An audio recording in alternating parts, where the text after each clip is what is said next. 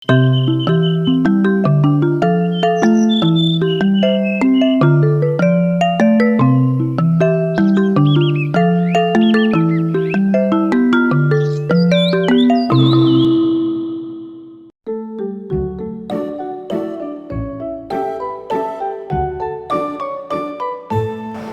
je aktivnost koja u sebi nosi dozu otkrivanja novih svetova i blagu dozu straha od nepoznatog.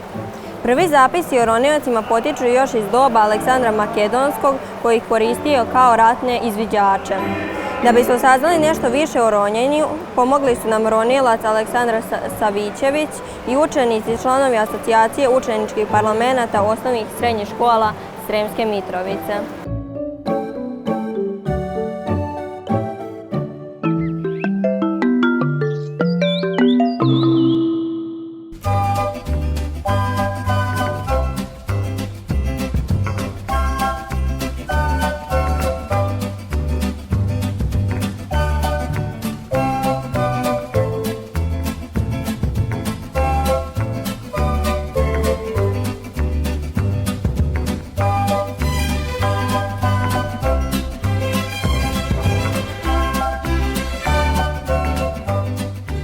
Ko i kako može da postane ronilac? Svako ko želi, ko voli vodu, ko ima, a i ne mora da ima prethodna iskustva sa bilo kakvim vodenim sportovima, može da krene na prvi osnovni ronilački kurs koji se danas zove OVD ili Open Water Diver. Kurs traje onoliko dugo koliko je potrebno polazniku da savlada sve vežbe i da nauči sve one fizičke zakone koji su neophodni i propisani u Svetskoj asocijaciji za taj prvi kurs. Dakle, rekreativnim ronjenjem može da se bavi apsolutno bilo ko voli vodu, želi da proba nešto novo, želi možda da oseti i nešto možda ekstremnije, iako ja ronjenje ne smatram za nešto što je ekstremno, ronjenje je pre svega uživanje. Neophodno je pristupiti i završiti prvi osnovni kurs Open Water Diver ili po staroj kategorizaciji ronilac sa 1 zvezdicom. Nekada se to tako zvalo, danas imamo novi naziv. Do profesionalnog ronjenja je jako teško doći. Potrebno je završiti više različitih kurseva, između više različitih kurseva, više specijalističkih kurseva i imati određeno prilično veliko, bogato iskustvo u ovom rekreativnom ronjenju, poznavanju ronilačke opreme, pa i nekih sporednih stvari koje su neophodne kao što su, na primjer, spasilaštvo na vodi, pružanje prve pomoći, podvodna fotografija, podvodno snimanje i drugi.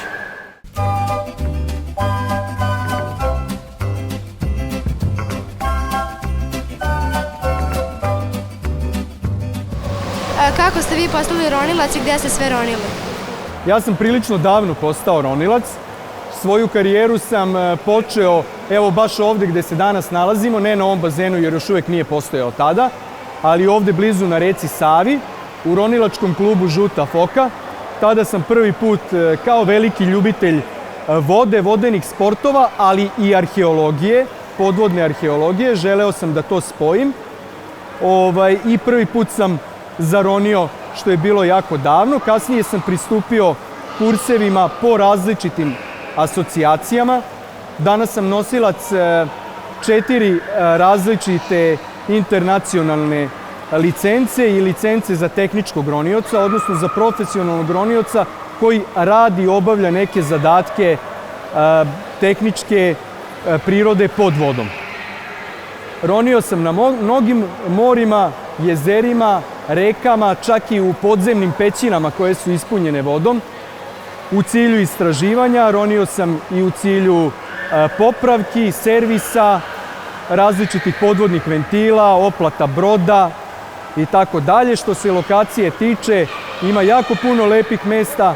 Pre svega bih izdvojio Egejsko more, Hrvatsko primorje, kao i neke predivne pećinske komplekse ispod Homoljskih planina, kao što su vrelo reke Krupaje.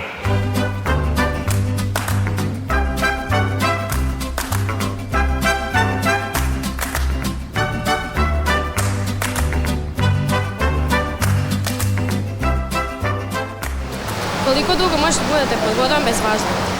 Pod vodom bez vazduha mi kao ljudi možemo ostati veoma kratko. Recimo ja kao profesionalni ronilac i ronilac koji voli da roni na dah, mogu da ostanem nešto preko 4 minuta, negdje oko 4-4,5 minuta pod vodom bez vazduha, što je prilično kratko. Danas postoje rekordi koji prelaze 10, čak i 12 minuta u takozvanoj statičnoj apneji.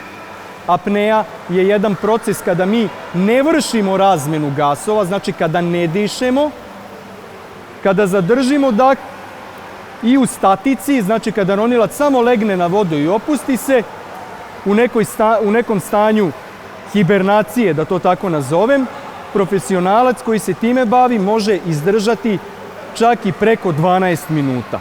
Ne znam koji je trenutni svetski rekord, ali on zaista impozantan. Za nas ronioce koji se ne bave baš tom oblašću ronjenja na dah. Moja struka je ronjenje sa aparatima, tehničko ronjenje. U zavisnosti od toga koliko je moj organizam u trenutnoj fizičkoj kondiciji, ja mogu da smanjim potrošnju svoje zalihe disajnog gasa, odnosno vazduha komprimovanog u bocu koju imam sa sobom. Pre svega, presudna stvar je dubina zarona. Dakle, što smo dublje, pritisak spoljne okoline je veći, što znači da nama treba više vazduha da bi napravili jedan udah.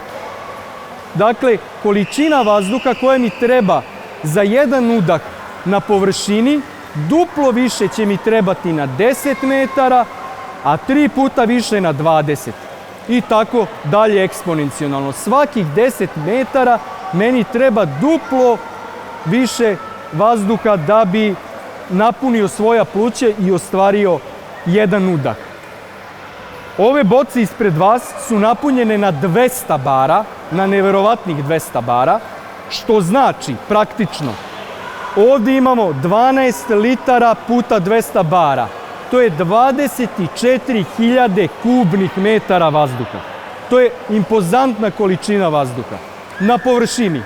Ali svakih 10 metara treba nam još duplo više da bismo ostvarili jedan udah. Tako da ćemo dubinom našeg zarona da smanjimo vreme koje možemo provesti na maksimalnoj operativnoj dubini, kako mi to kažemo, u odnosu na maksimalnoj dubini našeg zarona.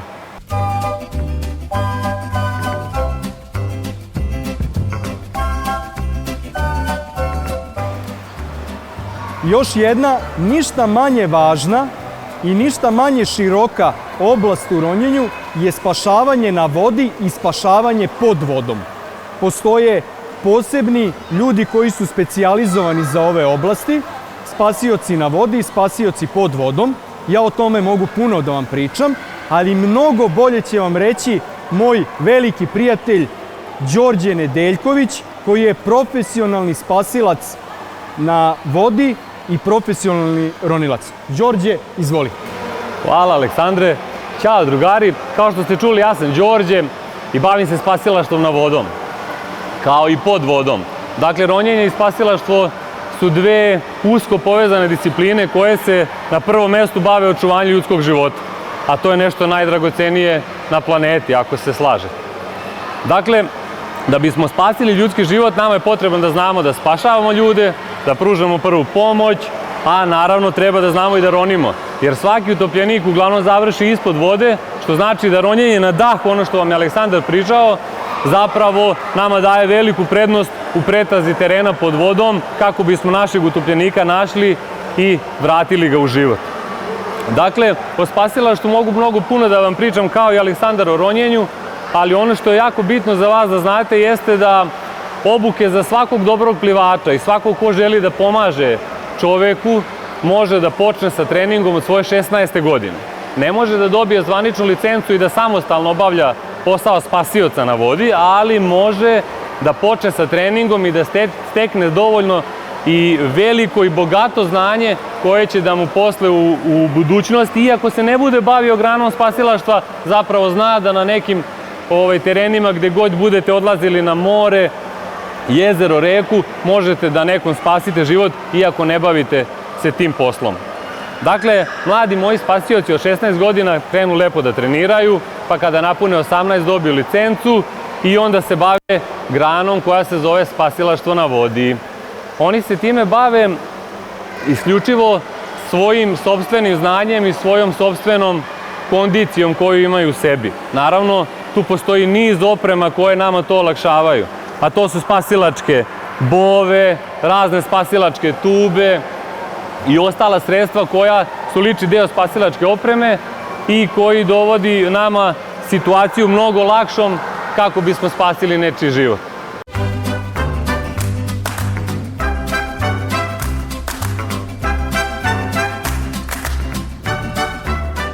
Sada ću vam pokazati osnovne kondicione vežbe za ronioce na dah, koje nisu rezervisane isključivo za ronioce na dah, mogu se primijeniti za sve druge ronioce i za sve druge grane ronjenja, kako bi svi drugi ronioci stekli i sticali određenu kondiciju koja je neophodna za bavljenje njihovim možda profesionalnim poslom, veštinom, sportom, kako god. Krećemo sa ronjenjem na dah.